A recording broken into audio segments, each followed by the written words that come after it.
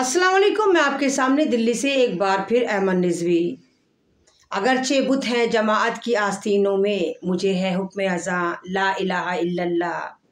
ये दौर अपने बराहीम की तलाश में है, सनम कदा है जहाँ ला इलाहा इल्लल्लाह। इतने मोटिवेशनल शेर हैं आपके पास, लेकिन फिर भी हमें लगता है कि हमारी कौम एकजुट नहीं है। अभी रिसेंटली, बिल्कुल अभी कुछ घंटे का वाक़या है, दिल्ली के इंदरलोक की बड़ी मस्जिद जहाँ पर नमाज जुमा अदा करी जा रही थी। और जैसे आप जानते हैं कि बाज़ दफ़ा मस्जिद में इतनी कैपेसिटी नहीं होती है कि तमाम जितने मुक़्तदी हैं वहाँ पर आ जाए, नमाजी वहाँ पर आ जाए। कुछ अरदेसी परदेसी होते हैं जो सड़क पर जा रहे होते हैं, वो भी जुमे की नमाज़ पढ़ लेते हैं और किसी भी मस्जिद का रुजू करते हैं। तो इसी वजह से जुमे की नमाज में मस्जिदों में बहुत ज़्यादा भीड़ पाई जाती है। और बाज़ दफ़ा ऐसा होता है कि इस भीड़ के चलते वो लोग जो मस्जिद में जगह नहीं पा सकते हैं तो वो सड़क पर जाने नमाज बिछाते हैं और 5 मिनट की नमाज अदा करने की कोशिश करते हैं। और सेम यही आज दिल्ली की इंदरलोक मस्जिद के बाहर हुआ, जहाँ पर जुमे की नमाज लोग अदा कर रहे थे। और जब वो अदा कर रहे थे तो देखिए दिल्ली पुलिस की हैवानियत।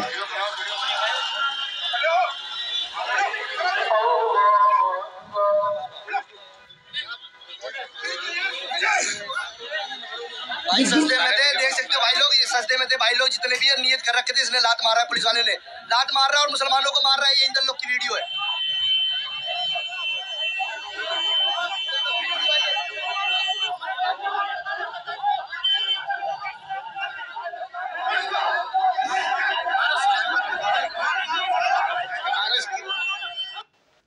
आपने देखी ये वीडियो? आपने देखी कि 5 मिनट की मुसलमान जो जुमे की नमाज अदा करते हैं, पूरे महीने अदा नहीं करते हैं, एक महीने में मात्र 4 जुमे आते हैं। और इस लिहाज से अगर 5 मिनट की भी नमाज है तो मात्र 20 मिनट सड़कों पर मुसलमान नमाज अदा करता है। लेकिन वहाँ पर भी ये देखिए कि नफ़रत का बाज़ार तो गर्म है। चलिए, गुफा की नाजायज़ औलादे, नफ़रती चिंटू, ये भगवा चिंटू, ये आतंकी चिंटू, या RSS की नाजायज़ औलादे जो कुछ भी करती हैं, चलिए वो कहीं ना कहीं हज़म होता है। ये तो चलिए लालच में करते हैं, पैसा मिलता है, शराबें मिलती हैं तो इनको इसलिए करते हैं। लेकिन दिल्ली पुलिस जिसकी गुंडागर्दी आपने देखी कि किस तरह मुसलमान मुक्तदी जो सिजदे में हैं उनके लाते और घूसे बरसा रही है, वो एक तरह का जुल्म और तशद्दुद है। और आप देखिए कि दिल्ली में, हम भी दिल्ली में रहते हैं माशाल्लाह, भाई भर दिल्ली से हैं, और यहाँ पर किस तरह जब आप देखिए कि तमाम के तमाम कावड़ आते हैं, रोडों को जाम कर दिया जाता है, उनकी हुड़दंग होती है, वो नशे में, अफीम में, गांजे में किस तरह बर्बरता करते हैं, मस्जिदों के आगे रुके नारेबाजी करते हैं। लेकिन उफ मुसलमान का सब्र के मुसलमान ने आज तक इस बात पर कोई एतराज़ नहीं करा कि पूरे महीने, सावन के महीने में जिस तरह कावड़ आते हैं, हुड़दंग मचाते हैं, रोडों को जाम करते हैं, और जिस तरह एक रोड पूरा इनके लिए छोड़ दिया जाता है, तो वहाँ तो मुस्लिम समाज ने कभी ऑब्जेक्शन नहीं उठाया। और इस वक्त जैसे आपने देखा, पहले गुड़गांव की मस्जिद थी, उसके बाद उत्तर प्रदेश की मस्जिदों पर भी जुमे की नमाज में एतराज़ हुआ, और अब जो दिल्ली जो राजधानी है, हिंदुस्तान की राजधानी दिल्ली और इंदरलोक में जहाँ पर ये पुलिस वाले हैवानियत कर रहे हैं। अरे आपको हटाना था, बात करते, आप सलाम फेरने का इंतजार करते,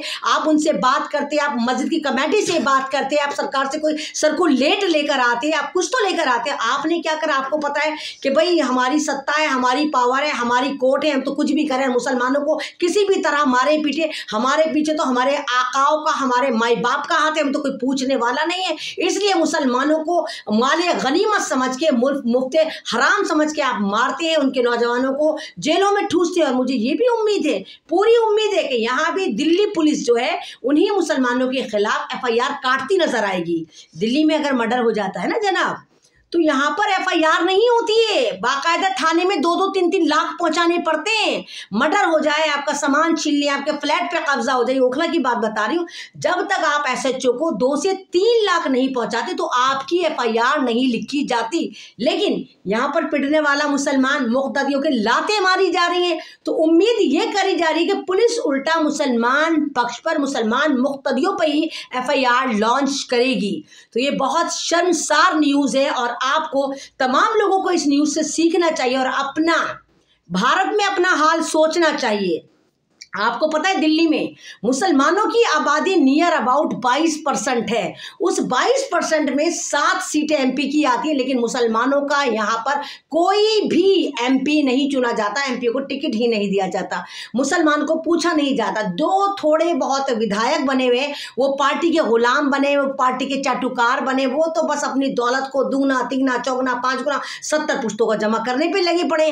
लेकिन मुसलमानों के लिए कोई नहीं बोलता, मुसलमानों के लिए ना कोई मुस्लिम तंजीमें आगे आती हैं, ना मुसलमानों के लिए कोई मेंबर आगे आता है जो पार्लियामेंट का मेंबर होता है, या आप ये कहिए एमएलए आगे होता है। और इस तरह की जो हरकतें हैं वो बैक टू बैक आपके सामने नजर आती है। और ये तो एक उदाहरण है, ये एक प्रैक्टिस है। अगले जुमे को हो सकता है आपको दूसरी मस्जिद में इसी तरह पुलिस वालों की लाते और घूसे खाते मुख्तदी नजर आ जाए।